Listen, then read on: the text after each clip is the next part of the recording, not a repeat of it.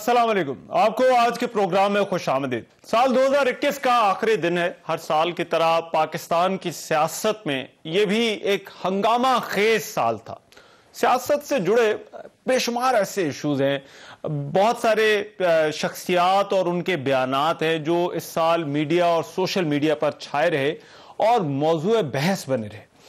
लेकिन कुछ इश्यूज ऐसे होते हैं जिनके असरात जरा ज्यादा गहरे होते हैं, जबकि कुछ इश्यूज ऐसे होते हैं जिन पर बात ज्यादा होती है, वायरल होते हैं, और फिर कुछ हमारे देखने के जावी की वजह से हमारे लिए जो है वो अहम हो जाते हैं। आज के दिन हमने एक स्पेशल प्रोग्राम जो है वो तरतीब दिया, जिसमें गुजरे हुए साल में होने वाले अहम सियासी वाकयात, सियासी शख्सियात, उनके बयानात और मौजूद बहस रहने वाले मामलात पर हम नजर डालेंगे। और अपना जो पैनल है हमारा, उससे आज पूछेंगे कि उनकी नजर में सबसे ज्यादा किस इशू ने उनकी नजर में और लोगों की तवज्जो जो है वो किसने हासिल की। गुजरे साल में होने वाले हालात व वाकयात को इस प्रोग्राम में हमने 4 कैटेगरीज में जो है वो तकसीम किया है।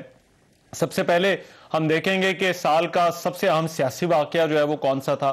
फिर उसके बाद इस साल सियासतदानों की तरफ से जो दिए जाने वाले कुछ दिलचस्प सियासी बयानात है उन पर जो है वो नजर डालेंगे। और उसके बाद सोशल मीडिया में जो वायरल हुए कुछ वीडियोस, जिनको कहा जाए छा जाने वाली वीडियोस, वो उन पर जो है वो बात होगी। और फिर सबसे आखिर में पाकिस्तान की सबसे अहम सियासी शख्सियत इस साल कौन सी रही जिसने खबरों में, न्यूज पर, हालात और वाकयात पर सबसे गहरा असर छोड़ा, उसके बारे में जो है बात करेंगे। वेरी क्विकली मेरे साथ आज एक बड़ा एस्टीम पैनल जो है वो ज्वाइन कर रहा है। तारुफ करा देता हूँ, इरशाद भट्टी साहब जयकार हैं, किसी तारुफ के मोहताज नहीं है।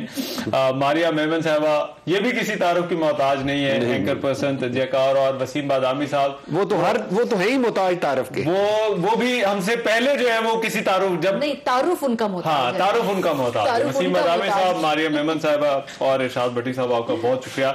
सबसे पहले हमने क्योंकि एक फहरिस्त में जो है वो तरतीब दी है और ये सियासी वाकयात की जो है वो फहरिस्त में थोड़ा जरा क्लियर करना चाहता हूँ, क्योंकि बहुत सारे और भी वाकयात होते हैं, तो ये हम सियासी वाकयात की जो है वो बात कर रहे हैं। और ये सियासी वाकयात अहम कौन से थे 2021 में, ये जरा एक नजर मार लें आप, और उसके बाद जो है वो आते और अपने पैनल से पूछते हैं कि उनकी नजर में कौन सा सियासी वाकया जो है वो सबसे अहम था और क्यों। कि मैं इस्लामी जमहूरिया पाकिस्तान के आईन को बरकरार रखूंगा।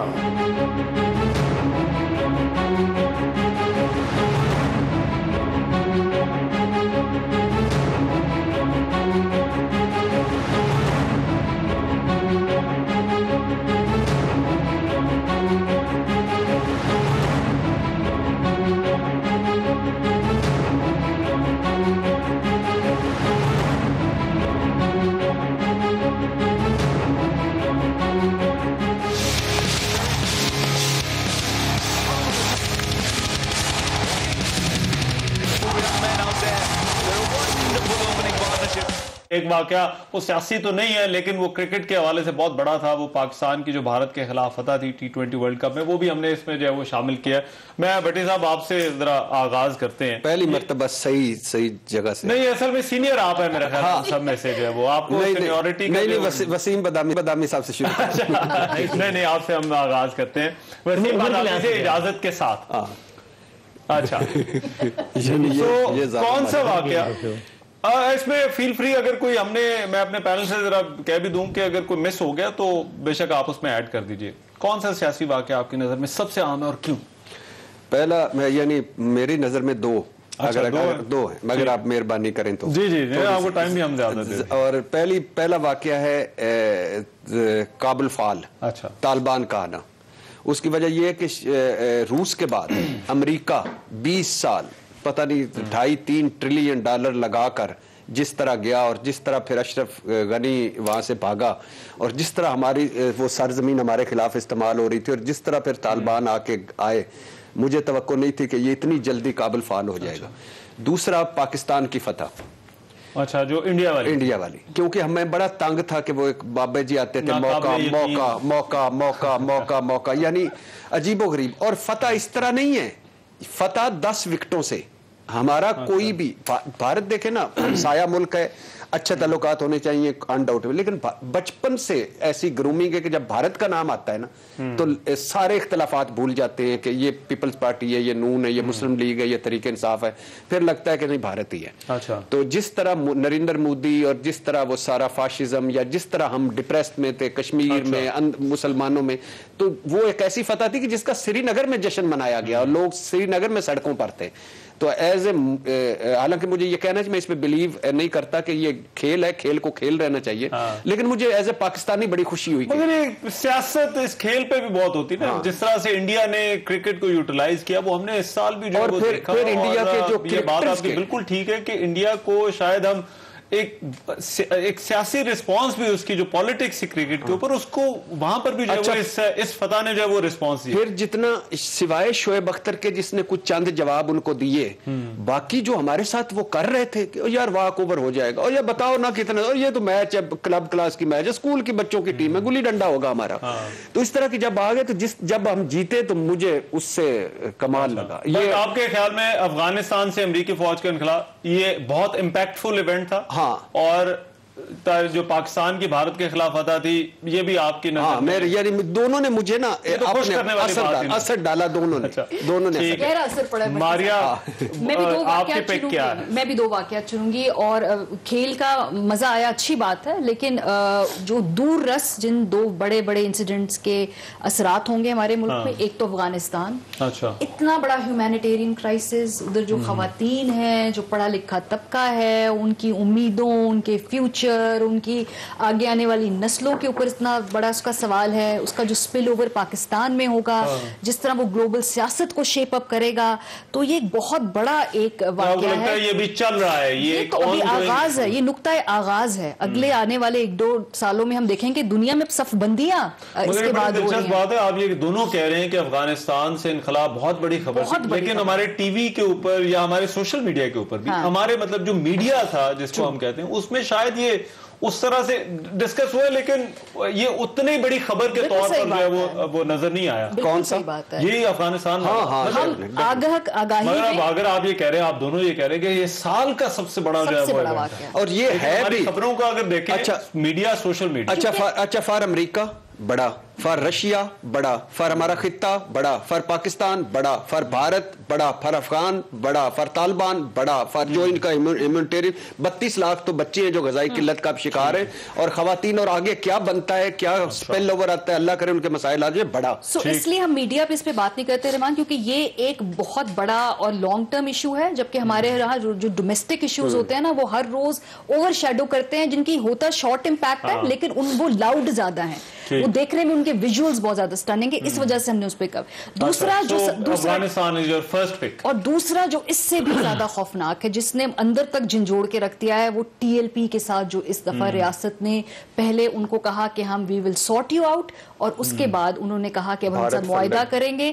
ये हमारे अगले आने वाले अंदरूनी सियासी मंजरनामे के लिए एक इंतहाई खतरनाक बात है, जहां पे अगर इस दफा क्या डिफरेंट था? TLP पहले भी बहुत दफा आई, 5 दफा इससे पहले भी जो है वो आ चुके थे, पहले मुआहिदे भी पहले हुए थे। इस दफा फर्क ये है कि जो सियासी क़यादत, ये जो हुआ है इस साल, ये बड़ा गैर मामूली था, इसलिए क्योंकि इस मर्तबा तमाम जो क़यादत थी वो TLP के मामले में उनकी पॉलिसी में इत्तेफाक नहीं था, और we know it for a fact. Prime minister Imran Khan से जब हम वैसे भी सब चंद साफी मिले थे, तो उनकी राय बहुत इसके बरक्स थी। उनका ख्याल था कि TLP की जो तशद्दुद की तरफ माइल पॉलिसीज हैं, इस हवाले से उनको मेन स्ट्रीम नहीं करना चाहिए है, जबकि जो दूसरे जो पावर कॉरिडोर में लोग हैं उनके ख्यालात इससे मुख्तलिफ थे। तो पहली दफा हमने देखा कि इस इशू के ऊपर सियासी क़यादत और जो दूसरे स्टेक होल्डर्स उनमें फर्क है, लेकिन जिस तरीके से रियासत ने इनके सामने सरेंडर किया है, अपने पुलिस को कमजोर किया है, ये खाली एक वाकया नहीं, अब स्टेट की रिट, पुलिस की रिट आप देखेंगे बार बार चैलेंज होगी। सो लेट इन और एक मैं ऐड करता हूं, इस मर्तबा ये हुआ कि पहली मर्तबा हुकूमत ने, हुकूमती वजीरों ने झूठ बोला या गलत बयानी की या नाकाफी मालूमात पे बात की, ये एक अलग बात है।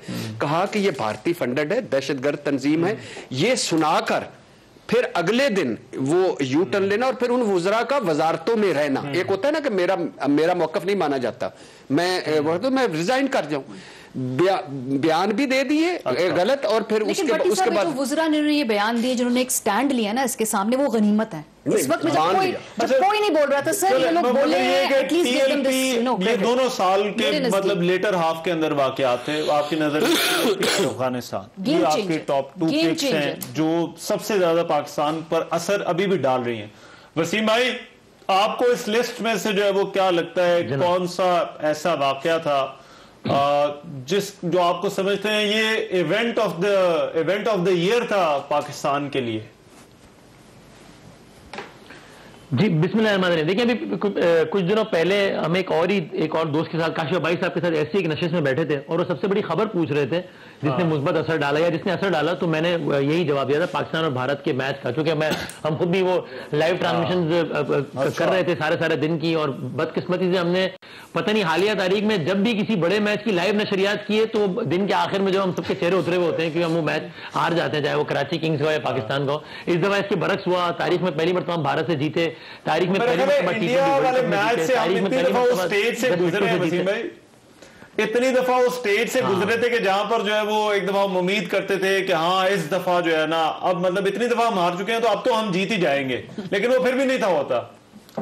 तो हाँ सही कह रहे हैं। और अगर मुझसे पूछे तो सच्ची बात है कि इस दफा तो फिर मैंने इस वजह से कि बाद में बहुत ही मायूसी होती है कि उम्मीद लगाना ही छोड़ दी थी कि यार अब ये काम जब होना होगा हो जाएगा, बस खैर है ठीक है, तो मैंने वो कहा था। लेकिन अब आपने ये जो सारे ऑप्शन दिए और अगर आप आलमी सतह पर मुझसे पूछें, वो मैं पाकिस्तान के कॉन्टेक्स्ट में बात कर रहा था, लेकिन अगर आलमी सतह पर पूछे तो मुझे इसमें कोई शक नहीं, मतलब मेरी तो इस हवाले से कोई दो राय नहीं है कि यकीनन जो अफगानिस्तान वाला जो मामला हुआ है ये मतलब मेरे ख्याल से तो इस साल में, यानी इस खित्ते में, बल्कि दुनिया में जिस एक वाहिद इवेंट ने सबसे ज्यादा किसी ना किसी एतबार से सबको मुतासिर किया मशरिक से मगरिब तक, वही अफगानिस्तान का मामला है। और इसलिए इतना सरप्राइजेस से भरपूर थी इसमें एक चीज, यानी कि हम सब ये ठीक है लग रहा था कि जनाब चूंकि वो इनखिला की तारीफ पहले से दे चुके थे तो सबको पता था कि ये काम होगा, लेकिन ये किसने सोचा था कि इतने ड्रामेटिक अंदाज में कि आप 2 घंटे के लिए किसी जरूरी काम से चले जाएं, वापस आए तो पता चलता था कि फलां जिला भी चला गया, रात को सोकर उठे पता चला 6 और जिले चले गए, फिर चला गया, फिर आप एक सुबह सो के उठे तो पता चला जनाब काबुल ही चला गया, फिर कुछ घंटों बाद अशरफ गनी चला गया, फिर उसके बाद सबको ये लग रहा था कि अब कत्लो गारतगरी का एक बहुत बाजार गर्म होगा अफगानिस्तान के अंदर भी और पाकिस्तान में भी, इसका बहुत ही खूरेज असर आएगा। अल्हम्दुलिल्लाह वो भी नहीं हुआ। तो इस सब में इतनी ज्यादा खबरियत थी और ये इतना बड़ा एक वाकया था कि मेरे ख्याल से दुनिया के नक्शे पर इस साल की सबसे बड़ी पेशरफ अफगानिस्तान से अमरीकी फौज का इनखला और उसके बाद होने वाली चीजें थी। अच्छा, तो आपकी भी पिक वही है जो भट्टी साहब वाली है? पूरी दुनिया कॉपी करती है मुझे, मैं क्या करूं, मैं बड़ा तंग हूं। बदकिस्मती से यार इसका माइक बंद कर दो। अच्छा चले, मगर ये 2 बड़े वाकयात हैं। एक तो T20 वर्ल्ड कप में जो पाकिस्तान की जीत थी, इसमें वाकई जो है वो ये जो जीत थी इसने पूरी कौम को एक दफा जो है वो खुश कर दिया था। हाँ, ये इसमें तो कोई शक वाली बात नहीं है कि और साल के आखिर जो 2 दिन थे यूफोरिया था बहुत, जब तक पाकिस्तान सेमीफाइनल में नहीं हारा इस साल के आखिरी प्रोग्राम में आप एक मरतबा पाकिस्तानी कौम को फिर सारों के बिहाफ पे मुबारकबाद दे दें। नहीं बिल्कुल मुबारकबाद, तो वो हम जब वो मैच की हाईलाइट्स देखेंगे उस वक्त तक वो देने को। अच्छा, और मजे की बात है पाकिस्तान हाईलाइट्स में भी जीता, मजे की बात देखिए। बिल्कुल सही। चले, मुझे एक ब्रेक लेनी है, ये हमने साल के जो इवेंट्स है, लेकिन इसके अलावा बहुत सारे इवेंट्स है, डस्का ज़िमनी इलेक्शन, जॉइंट सेशन में जो कुछ हुआ, हमारी सियासत में बड़े ऐसे मामला थे। बहरहाल हमारे पैनल की जो पिक है अफगानिस्तान से अमरीकी फौज का इनखला, ऐसा लगता है कि इस साल का ना सिर्फ पाकिस्तान बल्कि खित्ते का और दुनिया का शायद सबसे बड़ा जो है वो वाकया था। जो दिलचस्प बयानात हमारे सियासतदानों की तरफ से इस साल दिए गए वो कौन से थे और उसमें से जो है वो पैनल क्या होगी, इस ब्रेक के बाद।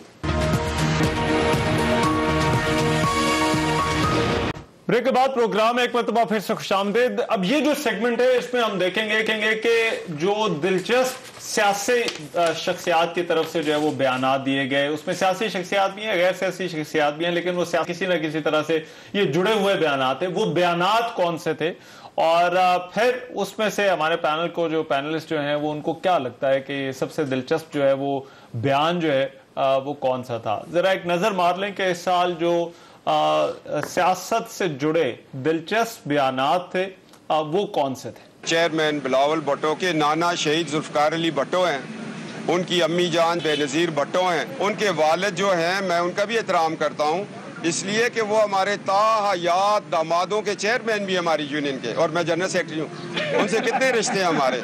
अगर 9% इन्फ्लेशन है तो अगर 9 निवाले काम खा लूं तो अपनी कौम के लिए मैं 9 निवालों की कुर्बानी नहीं कर सकता। अगर मैं एक चाय के चम्मच में 100 दाने डालता हूं तो अगर 9 दाने कम हो जाएं तो क्या अपनी कौम और अपने बच्चों के लिए मेरी चीनी मुझे कम मीठी लगती है। कोविड-19 का मतलब है कि इसके 19 वो हैं पॉइंट्स है, तो गोरे तो उतने ही हैं, मतलब बगैर पीटीआई के दौर में नया पाकिस्तान में तो गधों के तादाद में इजाफा हुआ है।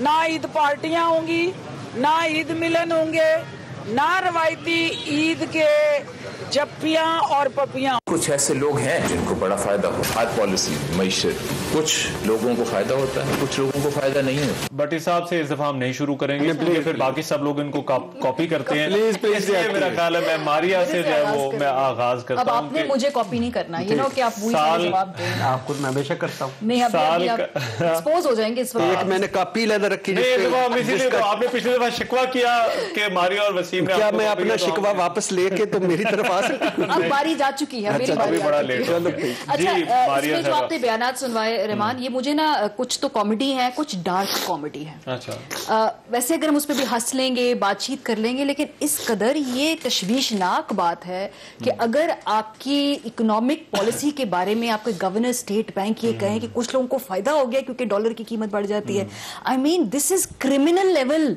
ये इस पे हंसी भी नहीं आती। और फिर दूसरी बात ये कि जो आपके गंडापुर साहब जो कि अवामी नुमाइंदे हैं, जिन्होंने लोगों को कहना है कि चीजें ठीक हो जाएंगी, हम महंगाई कम करेंगे, वो नहीं कह रहे हैं कि आप खाना कम कर दीजिए। तो ये डार्क कॉमेडी के जिम्मे में ये दोनों स्टेटमेंट्स आती हैं। आप जबरदस्त खातून है, वो ऐसे बयान देती रहती है। से अगर आपको मैं ये कहूं कि एक आपको लगता है जो सबसे ज्यादा दिलचस्प बयान आपकी नजर में है? अगर दिलचस्प कहना है तो फिर मैं आपा का बयान कहूंगी, लेकिन अगर हौलनाक कहना है ना तो फिर मैं ये रजा बाकिर साहब का जो इसको चूज करूंगा। अच्छा, ये आपकी नजर मेरी अपनी कैटेगरीज है, हौलनाक और दिलचस्प। बदामी से पहले पूछ लें। जाहिर है मैं अब कह बैठा हूं। वसीम भाई, ये आपने बयानात सुने, सबसे ज्यादा आपको क्या लगता है इसमें दिलचस्प बयान कौन सा है और क्यों? अच्छा देखिए, कितनी मजेदार बात है कि आपने भी जिसमें सेलेक्ट किया इसमें अक्सरियत जो है वो यानी हुकूमत की या रियासत की इसी इदारे यानी कि स्टेट बैंक के सरबराह की है, यानी इस मुकाबले में भी हुकूमत जो है वो बासानी बाजी ले गई है, जीत गई है। और ये बड़ी मजेदार बात है, वरना आमतौर पर होता है कि अपोजिशन के लोग जब और गवर्नमेंट करे तो अपोजिशन के लोग ज्यादा तनकीद कर रहे होते हैं या ज्यादा इस तरह के बयान दे रहे होते हैं। जिस तरह जब खान साहब अपोजिशन में थे तो हम ज्यादा इस तरह के बयान तब भी उनसे उनकी पार्टी से सुनते थे और अल्हम्दुलिल्लाह अब भी ज्यादा उनसे उनकी पार्टी से सुन रहे हैं। अपोजिशन वैसे भी इस साल मुझे लगता है थोड़ी खामोश रही है। किसी वजूहात कुछ भी हो सकती हैं, उन पे आप और मैं बात कर सकते हैं, लेकिन ऐसा लगता है कि वो भी थोड़े जरा खामोश हैं इस साल। हाँ, मतलब बस वो बातों की हद तक ही रहा है काम, या बस जो कुछ भी रहा है वो ऐसे ही बस ऐसे ही एक बड़ा बेजरर सी अपोजिशन ये रही और आगे भी मेरा ख्याल है अभी मुझे लगता है कि मामला ऐसे ही रहेगा।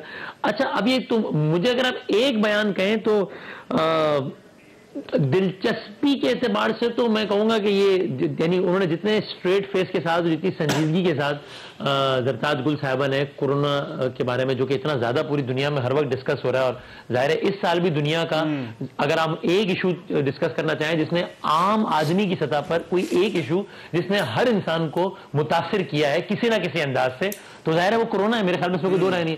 और उस बारे में उन्होंने जो अपनी राय दी और जितनी संजीदगी से दी तो बड़ी कमाल, बड़ा मुझे वो मामला दिलचस्प लगा। तो उस पर तो मेरी पिक है, लेकिन मेरा कमेंट इस बात पे जरूर है कि हमारे जो भी दोस्त हैं सारे, चाहे वो गवर्नमेंट में अपोजिशन में हो, गवर्नमेंट की जिम्मेदारी ज्यादा बनती है, उनको जरूर ये ख्याल करना चाहिए यार। मतलब उन्होंने ये देखिए बड़ी आसानी से, बल्कि शायद गुस्से में बात कह दी कि 9 दाने चीनी के कम खा लें, तो कितना ये नहीं हो सकता। तो how can be so conveniently forget कि इस मुल्क की आबादी का अच्छा खासा हिस्सा है जो कि वो जो चाय की एक प्याली होती है जो कि भी अब 20-30 रुपए की हो गई है, बहुत महंगी हो गई है, वो उसमें थोड़ी चीनी का तड़का ज्यादा लगा के ना वो अपनी भूख मार लेता है ताकि अगले टाइम का खाना भी ना खाना पड़े, वो 2 पैसे बच जाए। तो हम इतना आराम से जो ये कमेंट कर देते हैं कि यार वो ऐसा करो कि चीनी कम खा लो, ये कर लो, it may sound funny, but ये इसमें कभी कभी लगता है कि बहुत ही थोड़ा इनसेंसिटिव किस्म का मामला लगता है। तो जरा मेहरबानी फरमाएं 2022 के हवाले से सारे। ठीक, हाँ ठीक है भट्टी साहब। पहले तो मैं बदामी साहब को यकीन दिलाता हूं कि इन्होंने 2022 में कोई मेहरबानी नहीं फरमानी। अच्छा। दूसरी बात यह है कि कोई इनसे एक संजीदा बात की तवक्को रखे, मुझे उस पर हंसी आती अच्छा। है। कोई इस क्राउड से, इस क्राउड से, हाँ, ये बोना राज है। बड़ी बड़ी कुर्सियों पे छोटे छोटे शाह दौले के बोने, वो छोटे सिरों वाले नहीं होते थे, वो बोने बैठे हुए हैं, और ये इन्होंने सारी उम्र की ही है। बब्बू बराल तो नहीं होता, अल्लाह बब्बू बराल को मगफरत करे उनकी और उनकी जन्नत दे। ये सारे स्टेज के बब्बू बराल थे जो इकट्ठे हो गए, अपोजिशन, हुकूमत, लेफ्ट राइट दाएं बाएं, और यही कर रहे हैं वो। तीसरा साल है भट्टी साहब, इस पे ज्यादा मैच्योरिटी नहीं आ जाती। मैं कह रहा हूं कि देखें पहला साल तो आप कहते हैं अल्लाह आपका भला करे, कितनी बड़ी बात करते हैं, जो डीएनए में नहीं है, जो फितरत में नहीं है। अब मैं अक्सर लोगों से कहता हूं 70 साल की उम्र में नवाज शरीफ सिविलियन बालादस्ती वाला कैसे हो सकता है? नहीं हो सकते, क्योंकि सारी उम्र जो उन्होंने किया वही करेंगे। इनको 50 साल दे दें, अगर मैं जिंदा रहा और हम जिंदा रहे तो 50वें साल मुझसे पूछे, इससे ज्यादा फनी बयान आप दे रहे हो। अच्छा। अल्हम्दुलिल्लाह। तो इससे जो इनसे तवक्को रखता है, तो ज्यादा इस गैर संजीदा रवैयों को गैर संजीदा तौर पे देखते हुए ना, फिर आप ही से को मैं चूज करना चाह रहा था, लेकिन मैं कॉपी नहीं करना चाह रहा, इसलिए मैं आपकी पपियां जपियां आपके हवाले, मैं आपको चूज नहीं कर रहा। वैसे आपको मेरे ख्याल है उनकी याद ज्यादा आ रही है वो अभी, क्योंकि सियासी मंजरनामे को खुदा का खौफ कर, वो उन्होंने एक हाथ मार के वो ईंट तोड़ दी थी।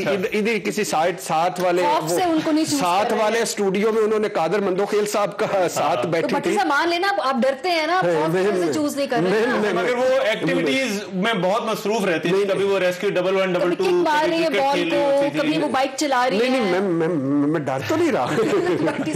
थर कांप रहे आप। मैं डर तो नहीं रहा। वो इसके अलावा कोई कमेंट मेरे ख्याल है सब बराबर हो गए ना, 1-1। नहीं, वसीम बदामी साहब को तो मैं अक्सर कॉपी करने की कोशिश करता हूँ, किन मामलों में करता हूँ ये बदामी साहब को पता है। अब वो देख लें, आपने पहले उनसे गिला किया था, उन्होंने आपने शिकवा किया, उधर से जवाब शिकवा हो गया। मेरे ख्याल है इसके बाद एक ही है इस सेट पे, ओरिजिनल एक ही तबसरा, और वो है पीरो मुर्शद मारिया मेमन। चले एक ब्रेक लेते हैं, ब्रेक के बाद देखते हैं कि कौन जो है वो कॉपी कर रहा है।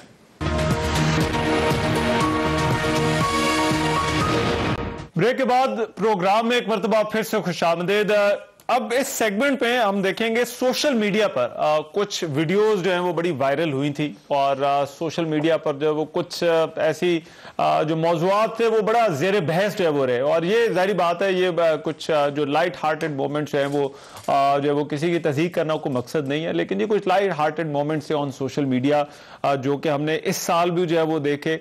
इस साल जो सबसे ज्यादा जो है वो बात हुई, कौन से ऐसे जो इंटरेस्टिंग मोमेंट थे सोशल मीडिया पे, जरा उन पर पहले एक दफा जरा नजर मार लें, उसके बाद आकर जो है वो पैनल से पूछते हैं। ये हमारी कार है और ये हमारी पार्टी हो रही है। ये लें, ये भी अभी मैंने लिया, ये लें,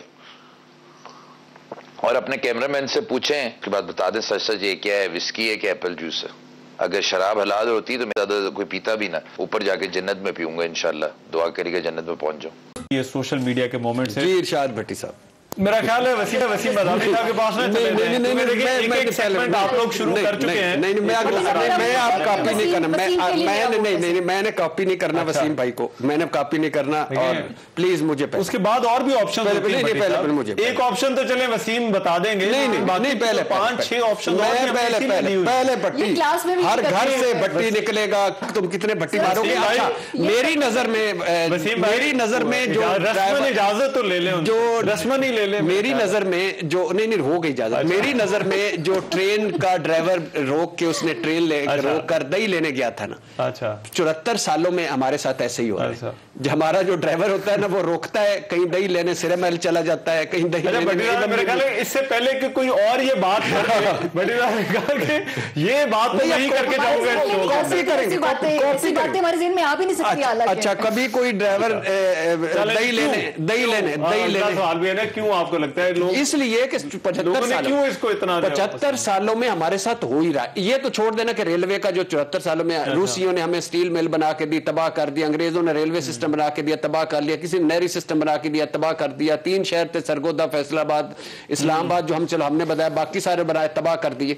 लेकिन हमारे ड्राइवर जो है ना, जिनको आप उनको रेड मार देते हैं रहनुमा और लीडर कह के, हालांकि कोई नहीं होते, कैद आजम वाजदा ओनली। ये ड्राइवर ऐसे ही थे कि जो ही हम गाड़ी में बैठे, पीछे ऊँग रहे हैं, वो उसने गाड़ी रोकी दही लेने, एवनफील्ड चला गया, सरे महल चला गया और कहीं कोई और चला गया। तो ये हमारे साथ होते ही है। तो इसलिए इस ड्राइवर को मैं सलाम पेश करता हूँ इस साल के आखिरी में। सर अगले साल की सारी दही या एक मरतबा ले लें या प्लीज कीप इट अप। अच्छा, तो आपकी नजर में ये जो social media moment of year, आपको लगता है ये ट्रेन रोक के दही खरीदने वाला जो है वो ये बड़ा रिलेटेबल मुझे लगा है कि भट्टी साहब को लगा है ना ये दही वाला मोमेंट। भट्टी साहब ने बड़ा फील किया है कहानी इनकी कुछ करीब करीब है। अब मैं वसीम से पूछूं। जी वसीम बादामी साहब। अच्छा, ये दही वाली बात हो तो भट्टी साहब का कमेंट मुझे बिल्कुल समझ में आता है, इसलिए कि दूध और दही का आपस में बड़ा गहरा एक ताल्लुक होता है और भट्टी साहब के बच्चों का दूध के वाले से उन्होंने शिकवा किया था कि मेरे बच्चों का दूध तक जो, तो वो इस वजह से दूध यार ये आपका अगर पहले बोलने देते तो ये बात ना सुनी। यार ये माइक ऑफ हो सकता है। अगर आप वसीम को पहले बोल लेने देते तो शायद ये आपको ये कमेंट नहीं, मुझे पता था ये बाउंस बैक करेगा। इसके ये ख़वातीन हज़रात, ये रात को हम ताश खेल रहे थे, ये हार गया था, ये उसका माइंड कर गए जी। मेरा ख्याल है वो एक जुमला जो पाकिस्तानियों ने सोशल मीडिया के हवाले से और फिर इवन वो मेन स्ट्रीम मीडिया पर भी आया, वो एक जुमला जो बार बार सुना, वो जो है वो यही था कि यहाँ पे पार्टी हो रही है। अच्छा, वैसे ही पार्टी हो ही रही है, मतलब नवाज शरीफ साहब वहाँ है, लंदन में है, या इमरान खान साहब वज़ीर आज़म हाउस में, और सिंध में तो वैसे ही पीपल्स पार्टी हो रही है, सालों से हो रही है। तो मेरा ख्याल है कि ये जो पार्टी गर्ल का जो जुमला था, और बाद में फिर उनके करियर पे बड़ा इसका मुस्बत असर भी आया। वो अब ड्रामों में नजर आ रही हैं, किरदार अदा कर रही हैं बड़े बड़े अदाकारों के साथ। तो मेरा ख्याल है कि ये वो जुमला था जो साल में सबसे ज्यादा सुना गया, और उस पर बहुत बड़े बड़े अदाकारों ने फिर उस पर मीम्स बनाई, वो टिकटॉक बनाए। तो कभी कभी ऐसा होता है आपको जुमला ऐसी रवानी बोल रहे थे और आपको नहीं पता होता कि कहाँ तक जाएगा। This was one of those for sure. तो आपको मतलब लगता है कि ये वो सोशल मीडिया मोमेंट था जो आपकी नजर में सबसे ज्यादा जिसने जो है वो इम्पैक्ट किया, या जिसका जो है वो एक जरा नजर आया, जो ट्रूली वायरल वीडियो जिसको कहा जा सकता है? आई थिंक यस बिल्कुल ठीक है। राइट, मारिया साहबा। मेरा पिक भी यही होगा, क्योंकि बाकी सारी तो सियासी स्टेटमेंट्स हैं या कोई सोशल इशू के इर्द गिर्द वो जो है घूमती हैं, या किसी एक मुआशरती बुराई की वो निशानदेही करती हैं। वो बड़ी सीरियस बातें हैं, वो भी इंपॉर्टेंट है, उन पे एक्शन भी होते हैं। लेकिन अगर हम सोशल मीडिया सेंसेशन की टर्म में अगर बात करें ना, तो हकीकी स्टेटमेंट जो उस पे पूरी उतरती है वो ये पारी हो रही है। अच्छा। एक लड़की जो मरी, पारी हो रही है। सर आप तो सब लोगों ने बोला गलत है। वसीम बदामी साहब चूंकि एक तो आप लोगों ने बोला गलत है। सर पारी हो रही है, पारी हो रही है वसीम भाई, यहाँ पारी हो रही है। आप असल में कह नहीं सकते, मुंह में फंस जाता है, मुंह में। अच्छा, पे निकल जाता है रे और वो फंस जाता है।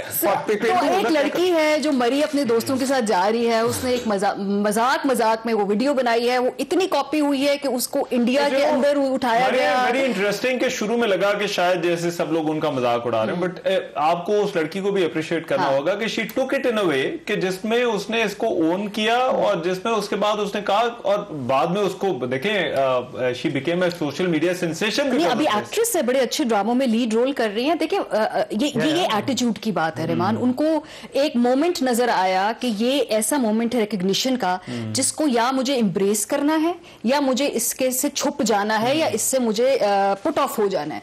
उस लड़की ने इसे एम्ब्रेस किया, और फिर वो जिस लेवल पे ले गई है उसको स्टारडम में, इंटरनेशनल मीडिया के ऊपर एक जैसे कहते हैं ना वेव बन गई। हर कोई ये कर रहा है। मेरे घर में खुद लोगों ने इसके ऊपर वीडियोस बना के टिकटॉक पे डाली। I know my cousins they were putting up videos अपने रैंडम सिचुएशन की। तो ट्रूली सेंसेशनल वायरल मोमेंट अगर पाकिस्तान में से कोई है ओरिजिनल तो वो ये है, दनीन इनका नाम है। अच्छा। और पारी हो रही है, was amazing, loved it. Wasim भाई पारी हो रही है। I think we have 2 votes, 2 vote है वो इसके लिए, और एक लेकिन मेरा दही भट्टी साहब की जो पिक थी वो ट्रेन रोक कर दही खरीदने वाला जो मामला था, करीब है ना, वो 2021 और ये अवामी इशू भी है। इनके इतने यार इसकी सुन लो, वसीम की सुन लो ताकि ये रह ना जाए। बोले जी, बोले वसीम भाई, बोले। हाँ, मैं आपकी फरमाइश दोबारा बोलता हूँ। 2019 में जो है वो बच्चों का दूध भट्टी साहब के, और 2020 में ट्रेन वाले का दही। ये भट्टी साहब की जिंदगी के 2 अहम वाकयात रहे हैं। शुक्रिया। चले, ये सोशल मीडिया भी और भट्टी साहब दोनों की, लेकिन वसीम तुम्हें जलाने के लिए एक बार फिर पारी हो रही है। भट्टी साहब आपको, आपने एक अवामी इशू जो है वो पिक किया, इसमें मैं आपके साथ कर रहा हूं, ठीक है। एक ब्रेक ले रहे हैं, बाद वापस आते हैं, इस बहस को जरा कंक्लूड करेंगे कि जो वो कौन सी सियासी शख्सियत थी जिसने पाकिस्तान की सियासत पर जो है वो सबसे ज्यादा असर जो है वो इस साल जो है वो डाला। इस ब्रेक के बाद आकर बात करें। जो है वो सबसे ज्यादा जो है वो कहा जाए कि इम्पैक्टफुल जो है वो शख्सियत या न्यूज मेकर जिसको जो है वो इस साल का कहा जा सकता है। तो ऑप्शंस ये स्क्रीन पर जो है वो हम आपको दिखा देते हैं। वजीर आजम इमरान खान, जाहिर बात है वो तो होंगे इस लिस्ट के अंदर। मरीम नवाज साहिबा, बिलावल भुट्टो, आसिफ अली जरदारी, मौलाना फजलुर रहमान और शहबाज शरीफ, ये 6 नाम है पाकिस्तान की सियासत से। अगर इनके अलावा भी पैनल कोई समझता है कि कोई सियासी नाम हमने इसमें जो है वो नहीं शामिल किया, वो इसमें जो है वो शामिल कर सकते हैं। सो आप इससे सर आगाज में बात है आपके अलावा, मगर आप फिर आपने टाइम देना है बाकी सब। हाँ ज़ाहिर, मैं कोशिश करूंगा। अच्छा जी, ये 6 नाम है जी। अच्छा, मैं अगर पहले मेरी बड़ी ख्वाहिश थी कि मैं चुनूं मौलाना साहब को, क्योंकि मौलाना साहब वो आदमी है जिन्होंने जेन्युइन अंदर बाहर से अपोजिशन की इस पूरे साल, और इस पूरे साल न्यूज मेकर, हाँ, चूं चूं के मुरब्बे पीडीएम को लेके चढ़े, बढ़ के मारते रहे, दावे करते रहे, नारे मारते रहे, हलचल फलाना फलाना, और ये वो लॉन्ग मार्च भी कर चुके, धरना भी दे चुके। लेकिन मगर जितने इजलास उन्होंने, ये रहबर कमेटी, फलां कमेटी, जो पीडीएम को अगर किसी ने मसरूफ रखा है, प्रेस कॉन्फ्रेंसेज होती तो उनमें वो खुद ही नजर मौलाना साहब और 2 पार्टियों के जिनका बकौल उनके ही कि ये मैं मेहनत करता हूँ, फायदा वो उठा जाती है, फसल मैं बोता हूँ, तो वो डेफिनेटली। लेकिन इमरान खान, मेरा वोट होगा इमरान। आपका वजीर आजम? मेरा इमरान खान। वजीर आजम का तो इम्पैक्ट होता ही होता है खबरों पे, ये अंडरस्टूड है, लेकिन आपको क्या गैर मामूली क्या लगता है? खान साहब तो पिछले 2014 के बाद से पाकिस्तान की सियासत पर जो है वो खान साहब के हवाले से बहुत ज्यादा बात होती है। इस साल क्यों? इस साल मैं उनको क्रेडिट देता हूँ कि इस साल भी उन्होंने मुस्तकिल मिजाजी से, सब्र से, बर्दाश्त से, हिम्मत से कहा है कि मैं एनआरओ नहीं दूंगा। अच्छा, यानी अल्लाह के फजल से किस को एनआरओ नहीं मिला, और वजीर आजम मेरा इमरान खान था, उसने कहा भी मेरी जेब में जो एनआरओ है ना वो मैं नहीं दूंगा। अच्छा, अभी तो अक्सर ऐसे होता है कोई चीज मांगते हैं ना खान साहब से, वो पहला लिखता है मैं एनआरओ नहीं दूंगा। वो कहते हैं सर एनआरओ की बात नहीं कर रही, वो फाइल जो आपके पास पड़ी थी वो भिजवा दे। तो फिर वो फाइल अच्छा कहते हैं ये ले जाओ। तो ये न्यूज मेकर आप इन्हें फिर क्यों समझते हैं? इस वजह से अपने बयान नहीं, अपने बयानात की वजह से, और अपने मुख्तलिफ इश्यूज को मुख्तलिफ रंग देने की वजह से। इमरान खान साहब को 3 महीने खान साहब के बयानात में क्या देखें, बयानात तो मरीम नवाज साहब भी बहुत देती हैं। शहबाज शरीफ साहब ने इस साल बड़े बयानात दिए हैं। शहबाज शरीफ साहब से ज्यादा तो मेरा ख्याल है बड़े एक्टिव रहे हैं वो आखिरी 4-5 महीनों में। शहबाज शरीफ साहब बयानात की बजाय ना जुगाड़ प्रोग्राम में ज्यादा एक्टिव रहे। लेकिन आसिफ जरदारी साहब थोड़े खामोश। हाँ, आसिफ जरदारी साहब आखिरी हिस्से में आए और कहा कि फार्मूला बनाने वाले से फार्मूला मांग रहे हैं, और लाड़काना का जलसा और 1-2 के मैं खेमे लगा दूंगा तो झंडे गाड़ दूंगा, वो आखिरी साल। लेकिन जो सारा साल हमें पहली जनवरी से लेकर 31-30 यानी घर में किचन में चीजें खत्म होती जा रही हैं, और गैस तो अगे ही मुक गई है। ठंडे पानी नाल 2 मरतबा गीजर में नहाया हूं, और अल्लाह करे वसीम बदामी साहब साबुन लगाकर पानी के नीचे खड़े और ऊपर से पानी गर्म ठंडा निकले, और फिर मैं इनसे पता कराची में गैस की ज्यादा बुरी पोजीशन है, कराची में ठंडे पानी से कोई इतना, और इनका अगर इलेक्ट्रिक गीजर है तो वो भी खराब हो जाए, फिर मैं इनसे पूछूंगा आप एनआरओ देंगे कि नहीं देंगे। तो बेसिकली खान साहब ने सारी उम्र परफॉर्मेंस गवर्नेंस दी ना दी हो, मगर बयानात खूबसूरत दिए और मसरूफ रखा। सो बयानात आपको लगता है कि, और उस वजह से बयानात की वजह से, खान साहब के बयानात की वजह से वो न्यूज मेकर ऑफ है। मारिया साहबा, मेरा पिक भी इमरान खान साहब होगा, इसलिए क्योंकि लेकिन मेरी वजूहत नहीं, मैं इसलिए वजूहत वजीर आजम है तो जाहिर बात है वो तो होंगे, डिस्कस होंगे, उनके बयानात पे भी बात होगी, उनकी ऑपोजिशन पे भी बात होगी, बट गैर मामूली क्या है? गैर मामूली 2 बातें कि इस तारीख में जितने भी वज़ीर आज़म हैं, अगर आप उन सब का मिला के तकारीर, इंटरव्यूज, स्क्रीन टाइम निकाल लीजिए जहां पे वो लोगों से मुखातिब है, अवाम से मुखातिब है, तकरीबात से मुखातिब है, तो इमरान खान साहब का एक तरफ और बाकी सबको दूसरे पलड़े में डालेंगे, तब भी इमरान खान साहब के ज्यादा खिताबात है, वो ज्यादा बात करते हैं, उनको पब्लिकली नैरेटिव सेट करने का शौक भी है और बड़ी हद तक उन्हें इस बात पे उबूर भी है क्योंकि उनको मालूम है कि कैसे हैमर करना है मैंने अपना नैरेटिव। सो खान साहब अगर दिन में 2 तकरीबात से खिताब करते हैं, दोनों दफा लाइव टेलीकास्ट होती हैं, बीच में कुछ महीने ऐसे आते हैं जहां वो हर हफ्ते एक इंटरव्यू दे रहे होते हैं और उससे कोई ना कोई न्यूज निकलती है, बाकी लोग इंटरव्यू में एंगेज नहीं करते। मुझे नहीं याद नवाज शरीफ साहब ने लास्ट टाइम कब इंटरव्यू किया था, मरियम नवाज साहिबा, आसिफ अली ज़रदारी, मौलाना फजल रहमान, शहबाज शरीफ, ये लोग कम मीडिया अपीयरेंस जो है वो, ठीक है। तो एक तो by volume, just by share volume Imran Khan साहब की जो बात है वो ज्यादा लाउड है, वो ज्यादा रेपिटेटिव है, वो ज्यादा हैमर की जाती है। अच्छा, आप 2 भी पिक कर सकती हैं वैसे। नहीं, दूसरी इसकी और वजह भी, भट्टी साहब थोड़ा सा इन्होंने सेकंड ऑप्शन तो इन्होंने मौलाना फजल शुरू वहां से किया था, पता नहीं कैसे खान साहब पे जाके आप लैंड किए। मेरा ख्याल था आप जरा कहीं दूसरे रनवे से आएंगे, लेकिन लैंड, बट इनकी नजर में रनर अप मौलाना फजल रहमान है। और जो अच्छा, इसकी और भी वजह रहमान, क्योंकि इमरान खान साहब को पाकिस्तान की ऑपोजिशन जो है ना हिला नहीं सकती।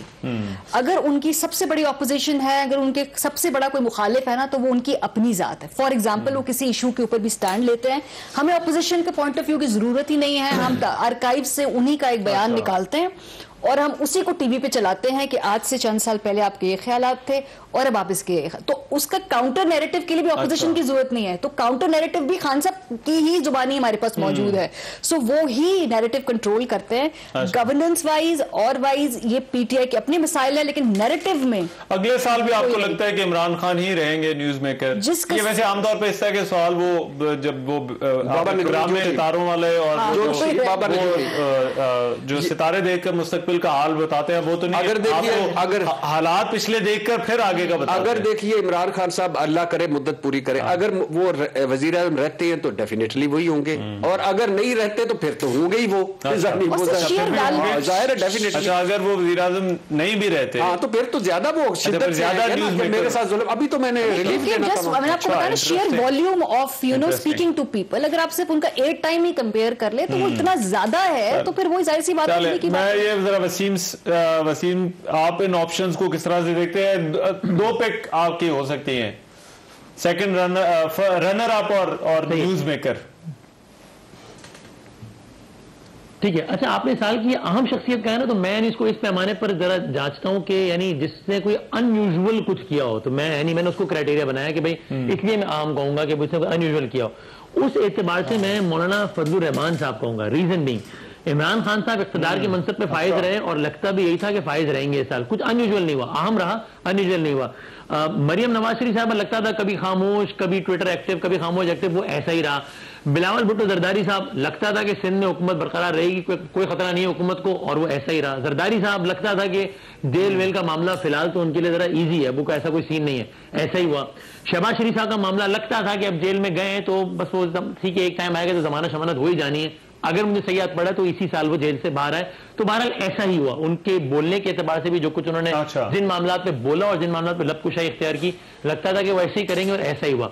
मौलाना फजल रहमान साहब साल के आखिर में आके खैबर पख्तूनख्वा में जो बल्दियाती इंतखाबात हुए, उसमें इलेक्टोरल पॉलिटिक्स में उन्होंने जो एंट्री दी कि पेशावर का शहर के जहां पे 5 एमएनए टोटल सारे के सारे पीटीआई के हैं, या इसके अलावा जो उनके मेयर्स आए या तहसील वगैरह की सतह पे, मेरा ख्याल है कि वो ये अनयूजुअल बात थी कि किसी ने एक्सपेक्ट नहीं किया था कि इंतखाबी सियासत में मौलाना फजल रहमान साहब लिटरली या ऑलमोस्ट जीरो से वो इतना कुछ कर लेंगे। जिस तरह मैंने पेशावर की एक मिसाल दी जहां पर ऐवान में उनकी मौजूदगी नहीं है और अब मेयर उनका है, और तो वो मुझे लगता है कि मैं इस एतबार से उनको अहम शख्सियत कहूंगा, मौलाना फजल रहमान साहब को। ठीक है, थैंक यू सो मच। आप सबको नए साल की मुबारकबाद। Love you all, love you मेरी कॉल। बहुत सारी बातें जो है वो कर ली, लेकिन गुड लक। अगला साल दुआ करते हैं कि पाकिस्तान के लिए, हम सब के लिए जब अगला साल जो है वो बेहतर हो। तो नए साल की बहुत बहुत मुबारकबाद। आज के प्रोग्राम से इतना, इजाजत दीजिए, अल्लाह ने के बाद।